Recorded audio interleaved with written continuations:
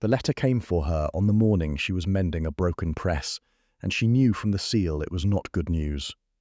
Vera Croft, printer's widow of Dunmore, crossing these 4 years, was elbow-deep in ink and iron when the boy knocked. She had been setting type since before the sun cleared the mill. The type tray had warped in the autumn damp, and 3 lines of a wool merchant's invoice had shifted overnight, and she had been at it since 5 with no one to hold the lamp but herself. She wiped her hands on the canvas apron that had been her husband's before it was hers, and went to the door. The boy on the step was perhaps 12, mud to the knee, breathing hard. He held the letter out with both hands the way children did when they had been told the thing was important. She took it. The seal was red wax, pressed with a crest she did not know, 2 ravens over a chevron. She broke it. She read it standing at the door in the November cold. Mrs. Croft, you are known to my household through the account of Dr. Aldrin of Whitmore, who speaks of your particular skill in the reading and analysis of documents. I am in some difficulty and require your assistance at once. I am not able to say more in writing. A carriage will call on you at midday. I ask only that you come. It was signed, Rowan Ashby, Earl of Venmore. She read it again. She looked up at the boy. Who gave this to you? The man at the inn, ma'am, he said to bring it quick. She gave the boy a penny and shut the door. She set the letter on the compositing table beside the warped tray, and looked at it a long moment. Dr. Aldrin, she knew. She had set 2 of his pamphlets on respiratory ailments, and he had paid on time, which was more than could be said for the wool merchant. That Aldrin had spoken of her to an earl was a thing she had not expected on a Tuesday morning in November. She looked at the press. She looked at the invoice. She covered the type with a cloth and went to pack her bag. What she did not know yet, walking up the stairs to her room above the print shop, was that she would not sleep in that room again for 11 days. She did not know that a hand inside Venmore Hall was working quietly to ensure that the Earl would not survive the winter. She knew only that she had 4 years of reading documents that men did not want read, and that an Earl was asking for help, and that she had learned to say yes to work while there was still work to be had. The carriage that came at midday was not a hired thing. It was a private coach, well kept, with a crest on the door that matched the wax on the letter. The coachman was a large, weathered man of perhaps 60 who did not speak beyond Mrs. Croft, and a brief nod toward the step. She climbed in.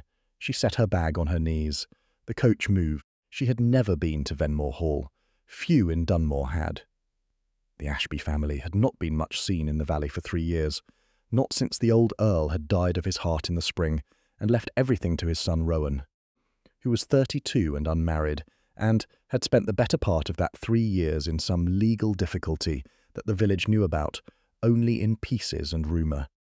The difficulty, as best Vera had been able to make out from the fragments that reached her print shop through the mouths of merchants and solicitors' clerks, had to do with the estate's entailment, and with the Earl's younger half-brother, and with a clause in the old Earl's will that no one could read quite the same way twice. She had set the rumours in type a number of times in her head, the way she set everything, in neat lines, considered, ordered. They had never resolved into a clean proof. The road climbed for 2 hours. The sky came down low and grey. The fells above Dunmore were bare and brown in November, the heather past and the bracken dead, and the stone walls ran over them in long pale lines like stitching. She watched the walls and thought about the letter, and about what it meant that an earl had written to a printer's widow about the reading of documents, and had not said what documents. The hall came into view as the road bent north. It was large, long, built from the local grey stone that went almost black in the rain. The west wing had scaffolding against it from some repair that had been underway for what looked like a year. There was a light in one upper window. The coachman brought her to a side entrance. A woman met her there, perhaps 40, in the grey dress and white apron of a housekeeper, with the specific exhaustion around the eyes that Vera had come to recognise in people who had been frightened for a long time without being permitted to say so. Mrs. Croft, I'm Nell Parr, the housekeeper. Thank you for coming. She said it with such plainness, such relief, that Vera felt the weight of it land somewhere in her chest. How bad is it? Vera asked. Nell looked at her a moment. Bad enough that he wrote to a stranger. He doesn't write to strangers. She led her upstairs. The room she was taken to was a library, or had been. Now it was also a sick room, in the particular way of rooms that had been turned to purposes they were not built for. A narrow cot had been brought in and placed near the fire. Books had been moved to make space. A table held medicine bottles and a basin and a cloth. The smell was of wood smoke and camphor, and the undersmell that came with a fever that had gone on too long. The man on the cot was awake. He was watching the door when she came in, which told her he had been listening for her step. He was tall even lying down, dark-haired, sharp-boned, with the particular look of a person who had been lean before they were ill and was now something past lean. His eyes were a very pale grey. They were alert. Whatever was wrong with him, it had not reached his mind. "Mrs. Croft," he said. His voice was steady. It cost him something to make it steady. She could hear the cost. "My lord." She set her bag down. "Dr. Aldrin spoke well of you as well, I imagine, or you wouldn't have written." Something shifted at the corner of his mouth. Not quite a smile. The acknowledgement of one. "He said you could read a document and tell me what it was trying to hide." He paused. He drew a careful breath. "I have a document that is hiding something. I need to know what before my brother arrives. When does your brother arrive?" His letter said Friday. He watched her. "Today is Wednesday. Then we had better begin." She pulled the chair from the writing desk and set it beside the cot.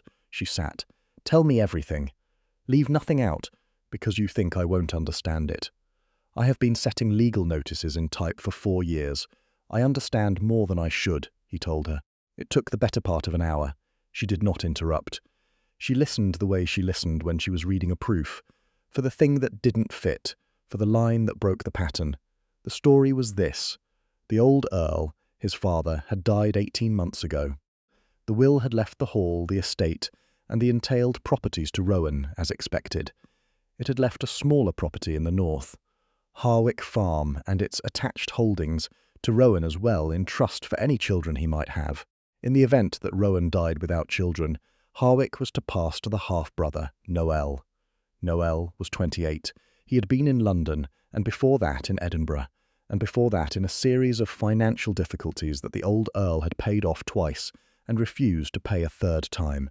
He was not, by any account Vera had heard, a bad man. He was a reckless one.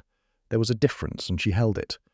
3 months ago a second document had appeared, a codicil to the will, dated 6 weeks before the old Earl's death, witnessed by 2 names Vera did not know, which altered the disposition of the Harwick property, and added a clause that gave Noel the right to petition for guardianship of the estate management if Rowan was found to be incapacitated. Incapacitated, Vera said. The word in the document is incapable, and the document itself. He reached behind him to the shelf above the cot and brought out a folded paper which he held out to her. She took it. She unfolded it carefully. She set it flat on her knee, close to the fire where the light was good, and she read it. She read it once quickly for the sense. She read it again slowly for the letters. She looked up. "How long have you been ill?" 6 weeks. What does Dr. Aldrin say?" "He says he does not know what it is. He says it is not the winter fever. He says it is not anything he has seen present itself this way. It comes and goes. 3 days bad, 1 day less bad, 3 days bad again." She looked back at the document. "My lord, this codicil was not set by the same compositor as the original will." Silence. She held the paper toward the fire to see the impression of the type more clearly. The letter forms match at first glance. But look at the lowercase e. In the original will, the crossbar sits level. In the codicil, it tilts 2 degrees, a worn type block or a different fount entirely. The spacing between words is also slightly wider. Not much. Enough to tell me that whoever set this was working from a different case of type. She lowered the paper. The text was composed on a press that was not the press that composed your father's will. The Earl looked at her for a long moment. "You can see that from the paper." "I have been reading type since I was 11. My father taught me." She folded the document carefully along its original creases. "Who are the witnesses? I have not been able to find them." "The solicitor's firm that holds the original will says they are known to the firm. They have not produced them." "Which solicitor's firm?" "Keating and Morrow of Whitmore." She knew the name. She had set their letterhead twice. She said nothing about this yet. She set the document on her knee and looked at the fire. "My lord," she said, "I believe this codicil is a forgery." The room was very quiet. Outside, the wind moved across the fell. The fire settled. "I think so too," he said. "I think I have thought so for 2 months. I had no proof and no one to give it to me. You have me now. But I need 3 things. Name them. I need the original will, to compare the type directly. I need to know where the printer in Whitmore works. Any printer who does legal work for Keating and Morrow. And I need to know what you have been eating and drinking, and who has been preparing it." He went very still. She met his eyes steadily. 6 weeks of an illness that comes and goes, that no physician can name, in a man who stands to lose everything if he is declared incapable. "I am a printer's widow, not a physician, but I am also not a fool." "No," he said after a moment. "You are not." He shut his eyes briefly. He opened them. "Nell prepares my meals. She has been with the household since before I was born. I trust her. Then who does not Nell trust?" He was quiet a moment. "There is a new man. He came 3 months ago. A footman, Cruz. He was hired through a London agency. Nell has said nothing against him. But she watches him." Vera thought of the exhaustion around the housekeeper's eyes. "I would like to speak with Nell. Tonight, if possible." He nodded. He was growing tired. She could see it in the way his eyes went from sharp to effortful. He had used a great deal of himself in the past hour, and did not have a great deal to use. "Mrs. Croft," he said, "will you stay?" She looked at the document in her hands. She looked at the man on the cot. She thought of the print shop in Dunmore, of the warped type tray, of the wool merchant's invoice that needed finishing. "I'll stay until I know what the paper is hiding," she said. "After that depends on what it says." She stayed. The night she arrived, she sat with Nell Parr in the kitchen while the rest of the house was asleep. Nell poured tea and did not speak for several minutes, and Vera let the silence stand. Silences told you things, in printing and in people. "He wrote to a woman he'd never met," Nell said at last. "He doesn't do that. He was running out of options. He's been running out of options for 2 months. Nell wrapped her hands around her cup. "He won't say what he thinks is wrong. He is very careful about what he says now.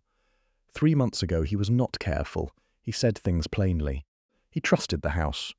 She paused. "He trusted Cruz. Then one night he found Cruz in the library. Cruz said he was banking the fire. There was no fire to bank. Since that night, his lordship has said very little to anyone. What was in the library that Cruz might have wanted? The document chest. His late father's papers." Vera set her cup down. "Nell, from today I will prepare his meals." Nell looked at her. "You're a printer. I'm also a woman who has not slept well in 4 years and knows what it is to be in a house where something is wrong, and no one will say it plainly." She held Nell's gaze. "I'm not accusing anyone in this kitchen. I'm saying that until we know where the wrong is coming from, we reduce the hands that touch what he eats and drinks to as few as possible." Nell was quiet for a long moment. "Cruz brought his tea last Tuesday. I watched him do it. He went to the tray before I could stop him. I had stepped out for the linen. He said he was being helpful." Her jaw tightened. "He is never helpful." "From tonight," Vera said, "I pour what his lordship drinks." She did. For 4 days she cooked plain things. Broth, bread, eggs, and carried them up herself, and washed the cup herself, and kept the key to the small larder off the kitchen in her apron pocket. By the 3rd day, the Earl's colour was better. By the 4th, he was sitting up and asking for his correspondence. She read it to him, because his eyes were still poor in the light, and because reading correspondence aloud gave her time to listen to it. There were 4 letters from solicitors, 2 from tenants, and 1 from his brother Noel, which said only that he was coming from Edinburgh with some paperwork and hoped to find Rowan in better spirits. Paperwork, Vera thought. She read the word again aloud, as if it were any other word, and watched Rowan's face. His face was quiet. He had learned to be quiet. "Paperwork," he repeated. "Yes. He will want to sit at the desk in the library. Then we will need to be in the library first." They were. Over the next 2 days, while Rowan grew steady enough to walk the upper corridor once, and then twice, Vera went through the document chest with the careful attention she brought to a fresh proof. She was looking for the places where the type did not match. The letter that had been reset, the margin that sat at a different width, the small wrong thing that the eye passed over because the eye expected it to be right. She found 2 more documents. Both bore the marks of a second press, that same tilted lowercase e, that same widened word spacing. One was an amendment to the terms of a tenant agreement that increased a rent claim against the estate. One was a letter, supposedly from the old Earl, instructing Keating and Morrow to accept the signature of Noel Ashby in all estate matters. She sat with these two pieces of paper at the library table and looked at them for a long time. Then she called for Nell. "I need to go to Whitmore. Today, Whitmore is 9 miles, I know. I need the coachman and I need to be back before dark, his lordship. Tell him I am back by 4. Tell him not to let Cruz in the library while I am gone." She was already rising. "And tell him I need the names of every printer in Whitmore who does legal work." He gave her 3 names. She knew 2 of them. The road to Whitmore took 2 hours in the coach.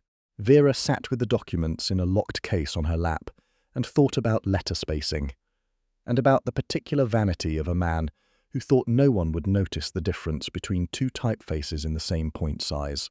She went first to the printer she did not know, a man called Tyas on the market square, who did civil announcements and the occasional church programme. He was not her man.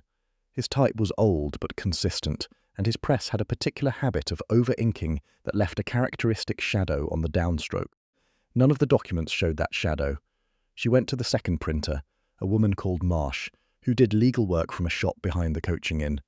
Marsh's type was newer, her E sat level. She went to the third. His name was Fenn, and his shop was in a narrow passage off the market, and his door was locked, and there was a light behind the shuttered window. She knocked. She waited. The light moved. The door opened perhaps 6 inches. "I'm closed," said the man behind it. "I can see that." Vera looked at him through the gap. He was perhaps 50, red-faced, with ink on his left hand, and the look of a man who had been doing something he would rather not be found doing. "I have a document I need you to look at. I'm a printer myself out of Dunmore. I won't take much of your time."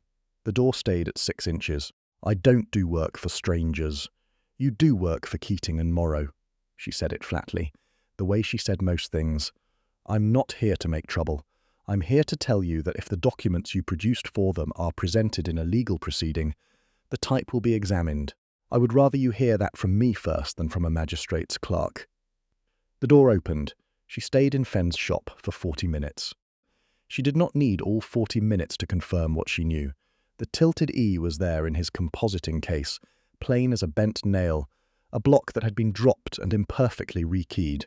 She needed the 40 minutes to get him talking, and once she had him talking, she needed 10 minutes more to get him to write down what he knew, and to sign it, and to give her the name of the man who had brought him the original will to copy. She had expected it to be Noel. She had been wrong. It was Cruz. She drove back to Venmore Hall in the dark, with Fenn's statement in the locked case beside the documents, and the name Cruz turning over and over in her mind. Cruz, who had been hired through a London agency 3 months ago, a month before the codicil appeared. Cruz, who had stood at the document chest in the library and said he was banking a fire. Cruz, who had brought the tea last Tuesday and said he was being helpful. Cruz, who was at this moment in the house with the Earl. She told the coachman to drive faster. She was at the hall by 6. She was in the library by 6 1/4. Rowan was there. He was seated at the writing desk. He was not alone. Across from him sat a man she had not met, fair-haired, well-dressed, with an open face and an easy manner, and a folder of papers on the desk between them. His eyes came to her when she entered and held there, assessing. "Mrs. Croft." Rowan's voice was very level. "My brother Noel has arrived, so I see." She did not slow her walk. She set the locked case on the corner of the desk. She looked at Noel Ashby. "I'm sorry to interrupt." "Not at all." He smiled. It was a good smile, practiced. "Rowan has mentioned you, the printer from Dunmore who has been keeping him company." He looked at the case. "An industrious afternoon? Productive," she said. "I went to Whitmore." The smile did not change. The eyes behind it changed very slightly. She looked at Rowan. "I found the press that composed your father's codicil. I have the statement of the compositor. I also have the name of the person who brought him the original will to use as a model." Rowan's hands on the desk were still. "Whose name?" she told him. She told him without looking at Noel, because she did not need to look at Noel. She needed to watch Rowan, who had been careful for 3 months and was now very carefully being nothing at all. Noel rose. He rose smoothly, the way a man did when he had decided to try one more angle before the door closed. "Mrs. Croft, I think you may have been given some misleading information. Cruz was acting on your instructions," Vera said. "Yes, Fen confirmed that as well." Noel stopped. The library was very quiet. The fire was the only sound. "I did not authorize anyone to tamper with my father's will," Noel said. His voice had changed. The ease in it had gone. "The statement says otherwise." She unlocked the case. She did not take anything out of it. She simply unlocked it and set her hands on the edge of the desk. "Noel, I have the forged codicil, the forged tenancy amendment, the forged letter of authority, a compositor's statement naming the go-between, and 4 weeks of your half-brother's meals that I have been preparing myself since I arrived, during which time he has improved markedly. I have not yet spoken to a magistrate. I am speaking to you first. You have been here 4 days," Noel said. "Yes, my solicitor is Keating and Morrow." She held his gaze. "Fen told me that too." Noel was quiet. He looked at his brother. Something crossed his face that was not the smile. Older than the smile, more complicated. Vera looked away from it because it was not hers to look at. Rowan said. Noel set his folder on the desk. He straightened. He said, "I needed Harwick. I am in debt past what I can manage. I was not going to. I did not intend you harm, Rowan. I need you to know that. Cruz was poisoning me. I did not tell him to do that. I told him to find the codicil an opportunity to be witnessed. I told him to. I did not instruct him to make you ill. I need you to believe me." Vera believed him. She was not certain he was telling the truth. She was certain he believed he was. There was a difference. She held it. Rowan looked at his brother for a long time. He said, "The statement goes to the magistrate in the morning. Rowan, you will not be named in it unless the magistrate asks for more than what is in it. That is what I can do." His voice did not go up. It was the voice of a man who had decided something in the night and was only now saying it in the daylight. "Cruz is already gone. Nell sent him an hour ago. If you want to stay the night, you may stay. Tomorrow you go. The debt is yours to manage. I will not manage it again, but I will not put you in front of a magistrate for something Cruz did without your knowledge." He paused. "If it was without your knowledge." Noel did not answer for a long moment. Then he said quietly, "It was." Rowan nodded once. "Then stay." He stayed. Vera ate dinner with the two of them in the dining room, which was the strangest dinner she had sat at in 4 years, and not the worst. Noel was quiet. Rowan was quieter. The conversation that did happen was about the tenants, and the repair to the West Wing, and whether the road between Dunmore and Whitmore was to be improved in the spring. Vera answered when she was spoken to, and said very little else, because she was tired, and because the food was good, and because she had learned that sometimes the most useful thing a person could do was to be quiet and let the room find its own level. After dinner, Noel went to his room. Rowan walked with her to the door of the library. He moved well now, she noticed. 4 days of clean food and no Cruz had given him something back. "I should go home tomorrow," she said. "There is a type tray that wants mending. There is always a type tray that wants mending." He looked at her. "Mrs. Croft." Vera.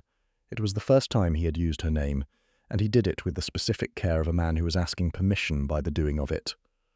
"I would like to pay your fee, whatever you consider fair.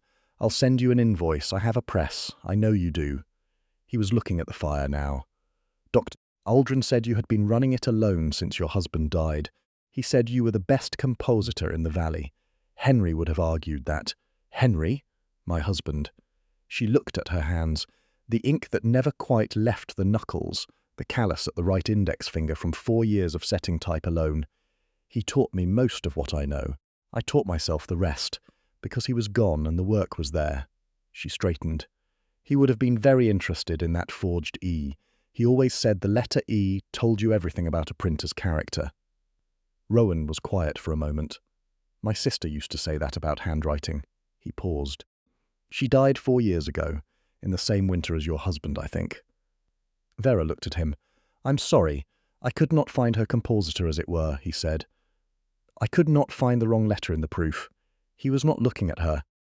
He was looking at the fire with the look of a man who had kept something very flat for a very long time. "She was ill. I did not know how to read the illness. She died before I understood it." Vera did not say she was sorry again, because she had already said it. and he had heard it. She sat down in the chair beside the fire and was quiet. He sat in the other chair. They sat that way for some time without speaking, which was, she thought, its own kind of conversation. At last she said, "What was her name? Alice?" He said it as if he were testing whether it still fit in the air. "Alice Rowan Ashby. She was born 11 minutes before me. My mother always said she was first because she wanted to have a look at things before I arrived." What was she like? He was quiet for a while. Then he said 3 or 4 things, small things. The way Alice had argued with the old Earl at breakfast, the book she had been reading when she died, an opinion she had held about the Whitmore market that had turned out to be correct 2 years after her death.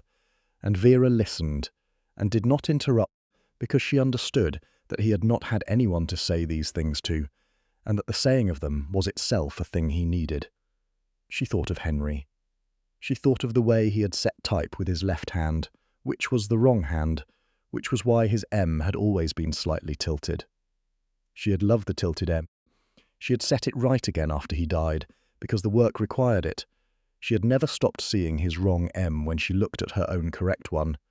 She did not say any of this aloud. She held it. After a while, Rowan said, "Stay until the magistrate has seen the statement. I would like a witness who can explain the type evidence clearly. I can do that. And after?" She looked at the fire. "I'll go home. There is a wool merchant's invoice that has been waiting since Monday." He accepted this. He did not push. She respected that. She stayed 2 more days. She gave her statement to the magistrate, who was a dry-faced man of 60, who listened without expression and asked 4 careful questions, all of which she answered. The forged codicil was ruled fraudulent. Keating and Morrow were referred to the Law Society. Crews was found in Whitmore and taken to the county jail. Noel Ashby was not named in the proceeding. Whether that was just, Vera did not decide. It was Rowan's decision and Rowan's brother, and she knew the distance between the two of them was already a long road that was not hers to travel. On the morning she was to leave, she came downstairs to find Rowan in the hall with her bag already beside the door. "The coachman is ready," he said. "I know." She pulled on her coat. "It's a good road this morning." He looked at her. He looked the way a man looked when he had prepared a sentence, and now was not sure whether it was the right sentence. She waited. "Vera," he said, "you said the first day that you'd stay until you knew what the document was hiding. I know what it was hiding. You do. I do. Then you are free to go." "I am." He held her gaze. "I would like you to come back." She set her hand to the door. She considered the statement. She considered the man making it, the 4 days of watching her cook broth and correct type evidence, and sit in his library and say Alice's name back to him. She considered the print shop in Dunmore, which needed her, and the warrant of her own choosing, which also needed her. "I'll come back in the spring," she said. "When the road is better. The road is managed to the gate by Lammas. Then I'll come by Lammas." He opened the door for her. The morning was clear and very cold, the kind of November morning that smelled of frost and felt like a decision made. She picked up her bag. She stepped through. "Mrs. Croft," he said behind her. She turned. He looked at her in the cold light, this man who had written a letter to a stranger because he had no one else to write to, and who had said his sister's name in a dark room to a woman he had known 4 days, and who had let her pour his tea and read his correspondence, and sit in his library in silence for 2 hours without asking her to fill it. "Tell the wool merchant," he said, "that his invoice can wait." She almost smiled. "He'll manage," she said, and walked to the carriage. The valley below Venmore was silver with frost in the early light. She held her bag on her lap and watched the fells go past, and thought about Henry's tilted M. She thought about Alice Ashby, who had wanted to see everything first.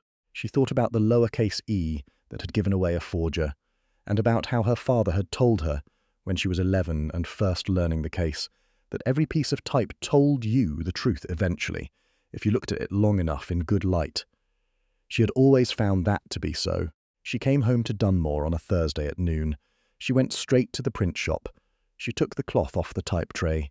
She sat down to the wool merchant's invoice. The E in the tray was her own, level, well cast, set right. She looked at it for a moment before she began. Then she began. She came back to Venmore in the spring. She came back in the summer after that. She came back in the autumn. when the fells turned bronze and the light went gold and low, and Rowan walked with her along the west wall of the estate where the repair was finally finished, and the new stone sat clean against the old. She came back the following spring with a case of type and 3 sticks and a small hand press that she set up in the morning room, because the hall had no one to set its tenant notices and correspondence, and because the morning room had the best light in the house. She was, by then, the Countess of Venmore. The ceremony had been in the hall, not the village church, because she had asked for small, and Rowan had given her small without making her explain why. Nell had brought asters from the kitchen garden. Dr. Aldrin had witnessed, which seemed right. The magistrate had come, which had made her laugh for the first time in the hall, and which had made Rowan laugh too, which was a thing she was finding she liked more than was convenient. The type press in the morning room was considered eccentric. She knew it was considered eccentric. The wives of the valley called on her with the particular bright attention of women measuring something they have not seen before, and she stood it the way she stood most things. Steadily, without apology, with the knowledge that she would not be what they expected, and that this was not, in the end, a problem she was going to solve. Rowan stood with her through the worst of the measuring. He said, afterward, "You were very patient," she said. "I did not break any type." He said, "That is the same thing for this county." And she laughed again, which still caught her off guard, the laughing. There was a morning the following June when she was at the press in the morning room, and the window was open, and the smell coming in off the fells was the specific clean smell of early summer, and Rowan came in with a letter from Edinburgh, and sat in the chair by the window to read it while she worked. He said nothing. She set type. He read his letter. The sound of the press and the sound of the fells and the sound of the house around them went on together for an hour. At the end of the hour she looked up. He was not reading any more. He was watching her work. "Noel," he said, "he has settled the debt. He has taken a position in Edinburgh with an engineering firm. He asked me to tell you that he has never since forged a document." "That is a low bar," she said. "It is." She pulled the sheet from the press. She set it in the tray to dry. "Do you believe him?" Rowan considered. "I believe he hasn't. I believe he won't. I think what happened frightened him more than he expected." He paused. "I think he did not understand what he was asking Cruz to do, and I think knowing that has been its own sentence. It may be. I am not certain it is just. Justice," Vera said, "is rarely exactly fitted. You do what you can with the type you have." He looked at her. He smiled. Not the managed thing he had worn when she first arrived, but the unguarded version that had taken 3 months to appear, and was now, she found, quite difficult to look at directly. "You reduce everything to printing." "Everything is printing," she said. "You set the type, you make the impression, you read the proof, you correct what's wrong, and you run it again." He stood. He came to the press. He looked at the sheet drying in the tray. A tenant's land agreement. 6 clauses, clean margins, her own level E running straight and true through every line. "It's well set," he said. "It is." She looked at it beside him. "Henry would have found 2 things to argue about. And what would you have said?" "I would have let him argue. He was usually right." She did not look away from the page. "And then I would have kept it as it was, because the proof was good." She paused. He would have understood that. Rowan was quiet a moment. "Alice would have liked you," he said. "She would have read everything you ever printed and argued about all of it, and come back the next week for more. She sounds exhausting." She was. Thoroughly. He said it the way people said the best things about the dead. Plain, direct, no shelter in it. "I miss her every time someone argues with me effectively. Then I will try to argue with you more often. You already argue with me every day. Then I will try to be more effective." He set his hand flat on the press, the big lever arm and the iron platen and the worn wood of the bed. He looked at his hand on the machine. He said, "Vera, are you glad you came?" She thought about it honestly, the way she thought about proofs, not for the answer she wanted, but for the answer that was there. "I came because you wrote a letter to a stranger," she said. "I stayed because the type was wrong and I knew how to read it. I came back because—" She stopped.